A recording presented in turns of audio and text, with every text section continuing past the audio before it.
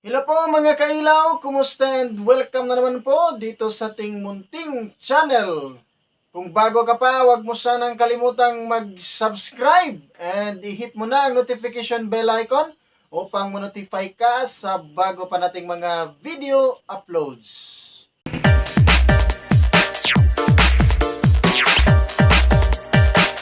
Kanang pag inistrikto sa mga buluhaton, dili na siya sayo, pero kinahanglan ipasubay po sa tinaraw nga mga pamaagi, mga kigsunan. Kaya daghan pong mga leader nga nakabusar, daghan pong nagapunuhay, nagatuman silang trabaho o sa ilang pagdala. Kaya lagi kanang ang ilang pagdala, stricto sila, pero wala mahisubay sa tinaraw nga mga pamaagi. Nag-abusar na noon.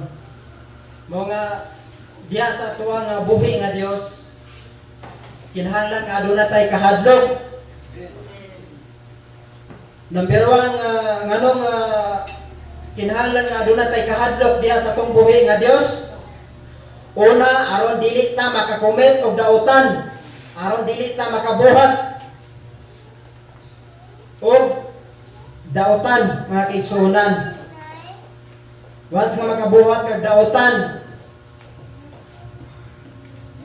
mas labaw pa nga madungagan ang imong sala.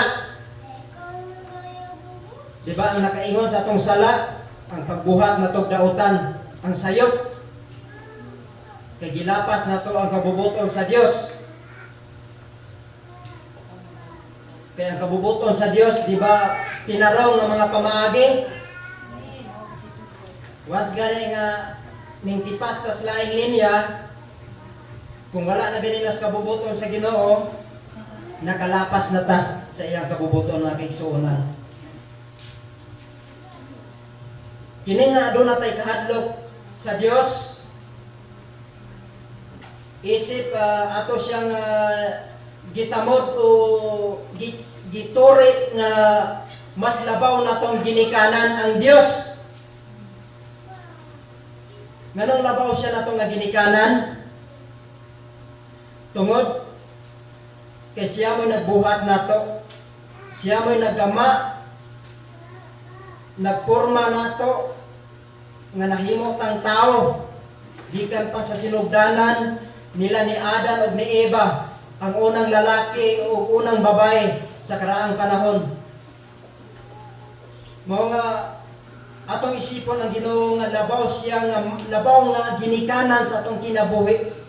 Kay siya may atong magbubuhat. Kay kung wala siya, wala tay mahimo. Di ba tinuod ka na? O sa diha nga aduna tay kahadlok niya, maglikay ta sa pagbuhat og dautan. Maglikay ta sa pagbuhat sa mga dili maayo nga wala kahimuti sa Dios. Kaya sa una gani gikan sa atong pagkabata samtang wala pa ta mga lagad sa Ginoo, daghan kay ito mga sayop dili maihap, dili makwenta. Sa una, experience na ko sa kong pagkabata sa una, isag muingon silang butan ko, pero sa tinuod lang, once nga unahan ko, dili po ko pala kansi, musukol pugyog ko.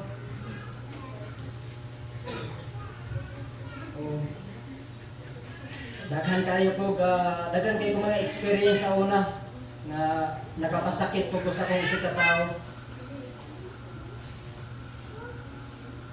Kay sa diha nga kanabang lutuson ka, sa diha nga tuyuan ka, isip depensa sa imong kaugalingon, makasukol gyud ka. Pero sa diha nga nakakaplagos ka matuoran, hinay-hinay na kong gi-adjust ang ako ang kinabuhi, ang akong kaugalingon. Kay sa diya nga adunay mga pagsulay, adunay buhaton ang kaaway nga murag i-challenge ka, murag hagiton ka, murag sulayan ka. sa una dili ko kabalo kong mamalibat, pero tuyuan na gani, bubot yun.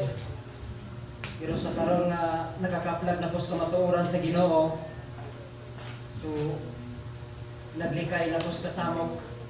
Kaya ang alagad sa Ginoo dapat mo'y mag-una sa kalinaw, sama sa autoridad nga giasarinan nga mo'y magbantay sa kalinaw.